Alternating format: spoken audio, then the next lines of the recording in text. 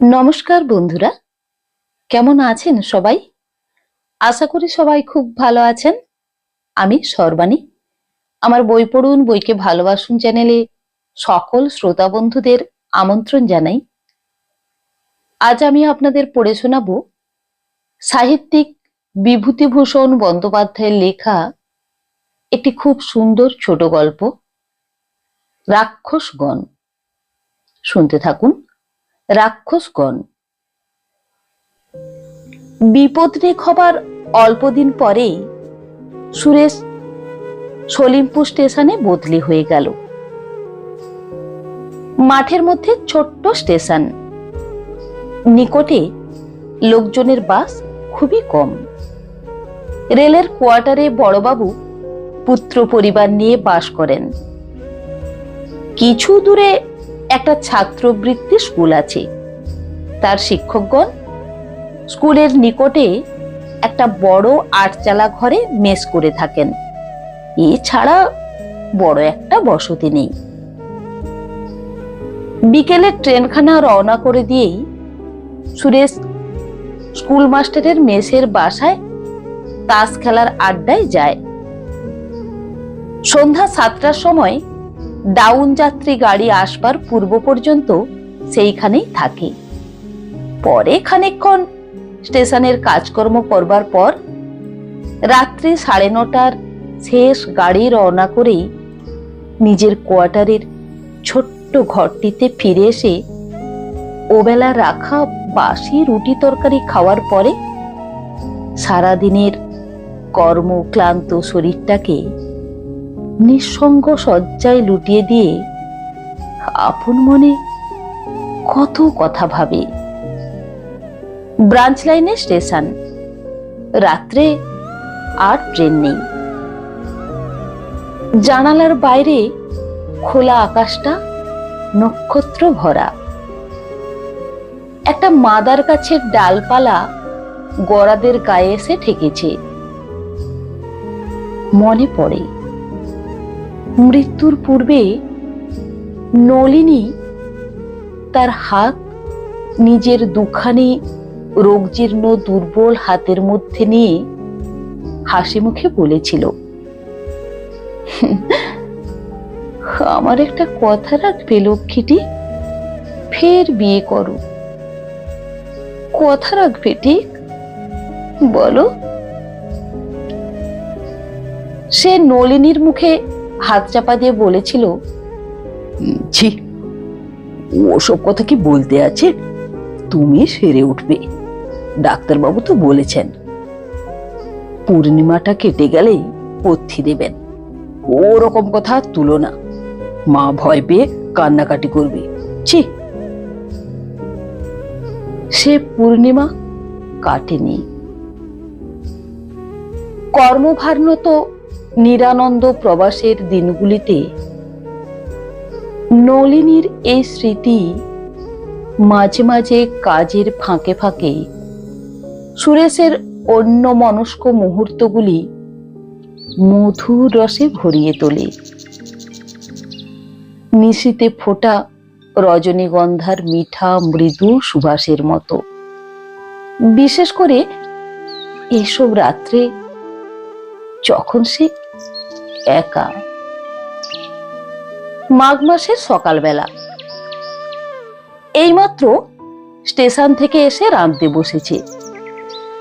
একটি 12-13 বছরের অপরিচিতা মেয়ে একখানা থালা হাতে ঘরে ঢুকে লাজুক সুরে বললে, মা পাঠিয়ে দিলেন। থালাতে 6-7টি বাটিতে নানা তরকারি। সুরেশ হঠাৎ বড় সন্ত্রস্ত হয়ে উঠল। কি করা উচিত ঠিক করতে না পেরে তাড়াতাড়ি তরকারির বাটি থেকে তরকারি নামিয়ে সেগুলো খালি করে দেবার চেষ্টায় এতটা অনর্থক ব্যস্ততার আমদানি করে বসলো যে মেয়েটি মৃদু হেসে বললে, বাটি এখন থাক, রেখে দিন আপনি, ঝি এসে নিয়ে যাবে এখন। শুধু থালাখানা নিয়ে সে চলে গেল। সুরেশ ভাবল, বড়বাবুর বাসা থেকে এসেছে বটে, কিন্তু বড়বাবুর নিজের মেয়ে নয় সে জানে। এতদিন এ মেয়েটিকে কখনো দেখেও নিত। বেশ শান্ত মুখখানি। মাসখানেক কেটে গেল। ব্রাঞ্চ লাইনে স্টেশনের ছোটবাবুর জীবন সকালে সন্ধ্যা একঘেয়ে একরঙা ছবির মতো বৈচিত্র্যহীনভাবে কেটে চলেছে।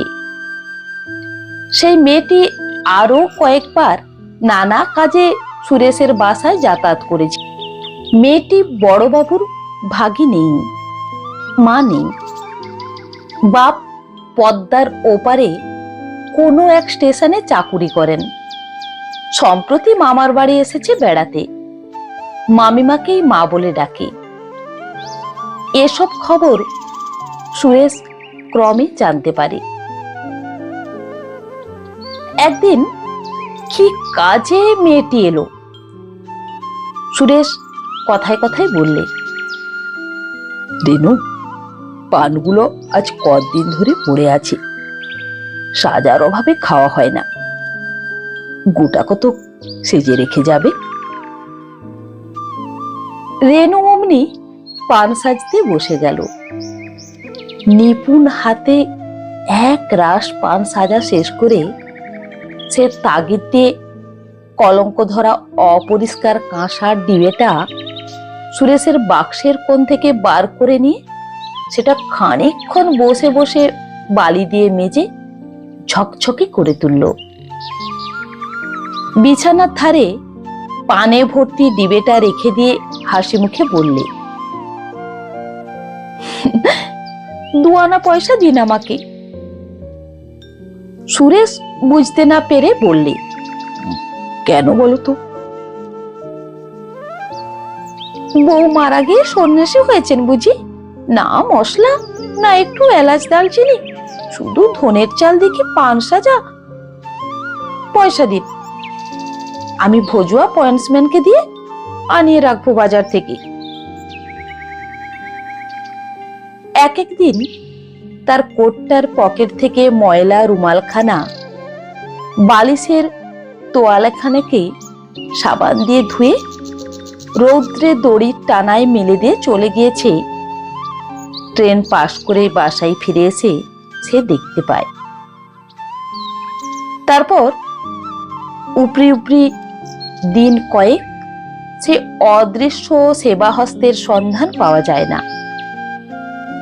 হঠাৎ অপ্রত্যাশিত ভাবে একদিন চোখে পড়ে ঘরের তক্তপোষের নিচে তার ছোট্ট পাথর বাটিতে এক বাটি বেলের শরবত কে সযত্নে ঢাকা দিয়ে রেখে গিয়েছে। স্কুল মাস্টারদের মেসের বাসায় তাস খেলার ফাঁকে ফাঁকে অন্যমনস্ক হয়ে পড়ে। টিকিট বিক্রির জানালায় পয়সা গুনে দিতে দিতে ভুল হয়। নির্জন শয্যা প্রান্তের সাথী মাদার গাছটার অন্ধকার ডালপালার সীমারেখা আরো অদ্ভুত অদৃষ্টপূর্ব মনে হয়। ঝি পাঁচির মা সেদিন অত্যন্ত বেলায় কাজ করতে এলো। কৈফিয়তের সুরে বললে, একটু বেলা হয়ে গেল বাবু, এই দুপুরের গাড়িতেই রেনু দিদি আবার চলে যাবেন কিনা, তাই সকাল সকাল বড় বাবুদের পাঠ সেরে তবে আসছি।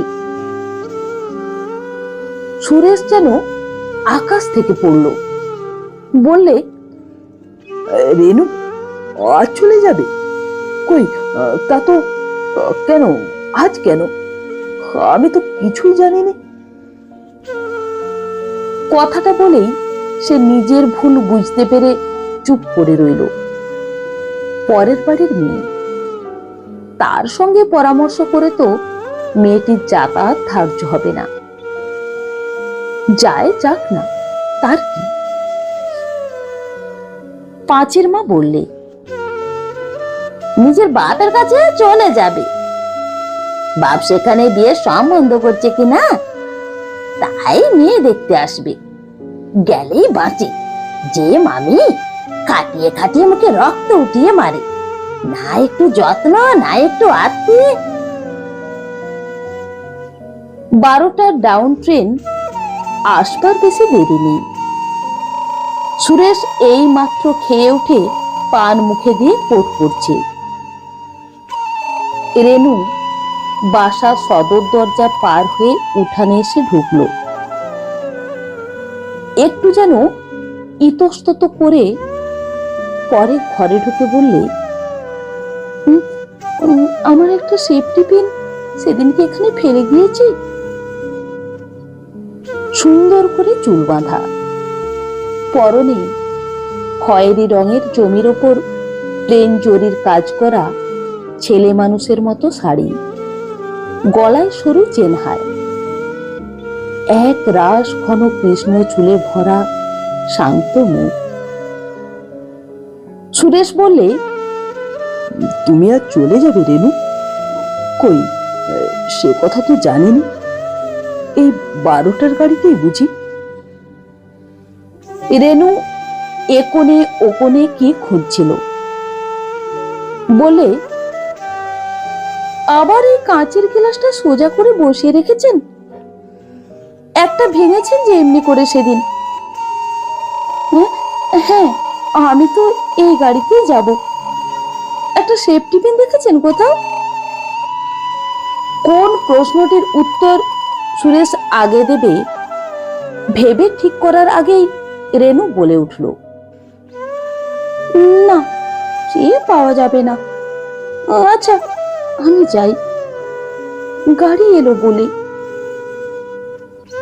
কথা শেষ করেই হঠাৎ সুরেশের পায়ের কাছে উপুর হয়ে প্রণাম করে ওঠে, শান্ত নতমুখে সদর দরজা পার হয়ে চলে গেল। পূর্বেও ঘরে কেউ ছিল না, এখনো কেউ নেই। তবু সন্ধ্যার ট্রেনখানা পাস করে দিয়ে বাসায় ফিরে এসে সুরেশের মনে হলো সব খালি, কেউ কোথাও নেই। ঘরের আসবাবপত্র শূন্যতায় ভরা। মাসখানেক পরে বড়বাবু সুরেশের কাছে এক অভাবনীয় প্রস্তাব উত্থাপিত করলেন। সে তার ভগ্নিপতির স্বঘর, বিশেষত রেনু মেয়েটিকে সে অবশ্যই দেখেছে। সংক্ষেপে রেনুর সঙ্গে তার বিবাহের প্রস্তাব। প্রথমে সুরেশের কথাটা যেন বিশ্বাস করতে ইচ্ছা হলো না, পরে চুপ করে রইল। বড়বাবু প্রবীণ ব্যক্তি, সুরেশের বয়স সবে 23। সুতরাং বড়বাবু সুরেশের সঙ্গে এ বিষয়ে এর বেশি আর কোনো কথাবার্তার আবশ্যক দেখালেন না।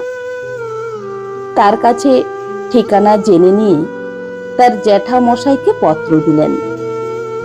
বিবাহের যোগাযোগ ও অন্যান্য কথাবার্তা চলতে লাগলো। ইতিমধ্যে সুরেশের জ্যাঠামশাই রেনুর বাপের কর্মস্থানে পাত্রী দেখে এসে সুরেশকে ও বড়বাবুকে জানালেন। পাত্রী সুন্দরী, তাদের খুব পছন্দ হয়েছে। সামনের মাসে শুভ কাজ সম্পন্ন হয় এই তার ইচ্ছা। শীঘ্রই কিন্তু একটু গোল বেঁধে গেল। উভয়ের ঠিকুজি কোষ্ঠী মেলাতে গিয়ে দেখা গেল মেয়ের রাক্ষস বন, মিলনের বহু বাধা। নক্ষত্রেরা সব তির্যক গতিতে অবস্থান করছেন, বিবাহ অসম্ভব। সুরেশের বিধবা মা কেঁদে বললেন, তার ছেলের নরগণ, তিনি কখনোই এই পাত্রীর সঙ্গে ছেলের বিয়ে দেবেন না।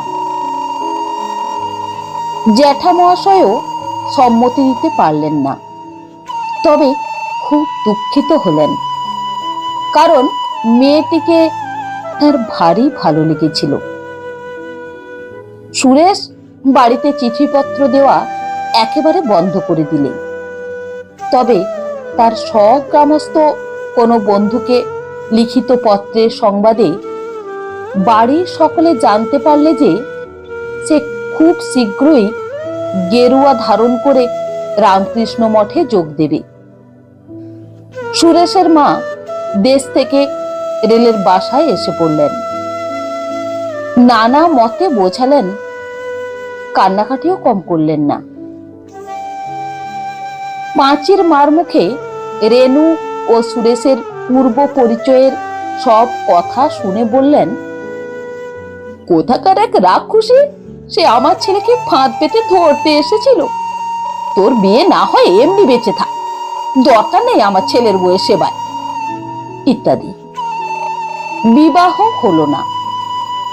বিবাহ ভাঙবার পর থেকে বড়বাবুর বাসার সঙ্গে সুরেশের সদ্ভাবও আর তেমন রইল না। বড়বাবু আর ভালো করে কথাই বললেন না। বছর ঘুরতে না ঘুরতে সুরেশের অন্যত্র বিবাহ হয়ে গেল। অবস্থাপন্ন ঘরের সুন্দরী মেয়ে, নাম আভাবতী, বেশ নম্র লাজু। সুরেশ বিবাহের অল্পদিন পরেই নববধূকে রেলের বাসায় নিয়ে এলো। মাদার গাছের তলাকার ছোট্ট বাসাটিতে তারপর তারা দুজনে যে সুখের নীড় বাঁধল, সুরেশের তা কত সীমাহীন নির্জন রাত্রির স্বপ্ন। শেষ পর্যন্ত সুরেশের মনে হলো, ভালোই হয়েছে সে বিয়েটা না হয়ে। গণকের কথা একেবারে উড়িয়ে দেবার জিনিস তো আর নয়। ভগবান যা করেন মঙ্গলের জন্যই করেন। ইতিমধ্যে আরো দুটো খবর সে পেয়েছে। রেনুর বিবাহ কোনো রকমে হয়ে গিয়েছে এবং বিবাহের কিছুদিন পরেই রেনুর বাপ কলেরায় মারা গিয়েছেন। আরো 1 বছর কাটল। আভাবতী শুধু যে দেখতে সুন্দরী তা নয়, তার আয় পয় যে খুব ভালো তার প্রমাণও শীঘ্র উপস্থিত হলো। সুরেশ বিখ্যাত পাটের ব্যবসায়ের গঞ্জ রসুলপুর স্টেশনের অস্থায়ী চার্জ পেয়ে বদলির হুকুম তামিল করবার জন্য প্রস্তুত হলো। মাইনেও গেল বেড়ে। যাওয়ার দিন ক্রমেই নিকটে এসে গেল। স্কুল মাস্টারেরা মেসের বাসায় তাকে এক বিদায় ভোজে নিমন্ত্রণ করে আকণ্ঠ খিচুড়ি ও ইলিশ মাছ ভাজা খাওয়ালেন। সে চলে যাওয়াতে যে সলিমপুরের বিশেষ ক্ষতির কারণ ঘটল, এ সম্বন্ধে নিমন্ত্রিত ব্যক্তিগণের কারো দুমত দেখা গেল না। সে অভাব ভবিষ্যতে পূরণ হওয়ার বিষয়েও অনেকে সন্দেহ প্রকাশ করলেন। রওনা হওয়ার পূর্বদিন সারা বিকেল ধরে জিনিসপত্র গোছানো হলো। আভাবতী ভারী গোছালো মেয়ে। সন্ধ্যার আগেই সব জিনিস বাঁধা ছাঁধা ঠিক হয়ে গেল। মাই ট্রেন বন্ধ করার আগে স্বামীর আয়না, চিরুনি, পানের ডিবেটি সকলের ওপরে রাখা পর্যন্ত, পাছে বা কখনো পথে দরকার হয়। সকাল 9:30টার ডাউন যাত্রী গাড়ি স্টেশনে এসে লাগলো। ছোট্ট স্টেশন, বেশিক্ষণ গাড়ি দাঁড়ায় না। যাত্রীর দল কে কার খাড়ে পড়ে এই রকম অবস্থায় ওঠানামা করছে। সুরেশ স্টেশনের কুলিদের সাহায্যে মালপত্র ওঠানোর ব্যবস্থা করে দিয়ে স্ত্রীকে মেয়ে কামরায় তুলে দিতে গেল। মেয়ে গাড়ির সামনে প্ল্যাটফর্মের কৃষ্ণচূড়া গাছটার তলায় এইমাত্র একটি অল্প বয়সী মেয়ে গাড়ি থেকে নেমে দাঁড়িয়ে সম্ভবত মালপত্র নাম্বার অপেক্ষা করছে। সঙ্গে একজন প্রৌঢ়া। একটা ছোট্ট ট্রাঙ্ক ও একটা বড় বোচকা নিকটে নামালো। সুরেশ হঠাৎ থমকে দাঁড়িয়ে গেল। আর একবার ভালো করে চেয়ে দেখল, না, তার ভুল হয়নি, ঠিকই দেখছে সে। স্বরূপার ধুতি পরা, হাত খালি, মাথায় আদরুক্ষ চুল, বিধবা বেশে রেনু। সুরেশ সেখানে আর দাঁড়াতে পারল না, দিশাহারা ভাবে এসে নিজের গাড়িতে উঠল। রেনু সম্ভবত তাকে দেখেনি, তার চোখ অন্যদিকে ফেরানো ছিল। সুরেশের সারা শরীর দিয়ে কি যেন একটা ঝাঁঝ বেরুচ্ছিল। কতকটা অজ্ঞাত স্বরেই তার মনে হলো, উহ, কি বেঁচে গিয়েছি। মার কথা যদি তখন না শুনতাম। রাক্ষসীর ফাঁদই তো বটে, আটকে ছিল তো পা, আর একটু হলেই ফাঁদে। আরো মনে হলো বড়বাবু এ খবর পূর্বেই জানতেন, কিন্তু প্রচার হতে না দিয়ে গোপন রেখেছিলেন। তারপর কখন গার্ড হুইসেল দিয়েছে, কখন গাড়ি চলেছে, এসব তার খেয়াল নেই। কৃষ্ণচূড়া গাছের সামনে আসতে সে চেয়ে দেখলে প্ল্যাটফর্মের পূর্ব দিকে তারের বেড়ার ওপারকার খিলান বসানো পাকা ধাপ ডিঙিয়ে আগে মালপত্র হাতে ভজুয়া পয়েন্টসম্যান, পেছনে প্রৌঢ়টি ও সর্বশেষে নম্রমুখী রেনু বড়বাবুর কোয়ার্টারের দিকে চলেছে। হঠাৎ সুরেশের মনে দূর সম্পর্কিত সহানুভূতি শূন্য এক আত্মীয়ের দ্বারস্থ এই পিতৃমাতৃহীনা নিরপরাধা অভাগিনী বালিকার ছবিটি সম্পূর্ণ অন্যভাবে ফিরে এলো। কার অপরাধে এই প্রস্ফুট মুকুল প্রথম বসন্তের দিনে তার জীবনের আনন্দ দ্বীপটি নির্বাপিত হয়ে গেল চিরদিনের মতো? দ্রুতগামী ট্রেনের জানালা দিয়ে মুখ বাড়িয়ে সে আরেকবার চেয়ে দেখলে রাক্ষসগণের মেয়ে ততক্ষণে বড়বাবু সদর দরজায় পৌঁছে দাঁড়িয়ে আছে। দরজা তখনও খোলা হয়নি, বোধহয় ভজুয়া কাউকে ডাকতে গিয়ে থাকবে।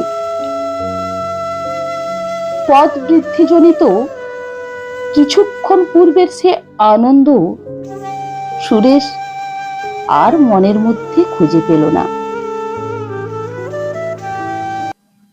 বন্ধুরা, আমার এই গল্প পাঠ যদি আপনাদের ভালো লেগে থাকে তাহলে আমার গল্পটিতে একটি লাইক দিয়ে আমার চ্যানেলটি সাবস্ক্রাইব করে আমার সঙ্গে থাকার অনুরোধ রইল। নমস্কার।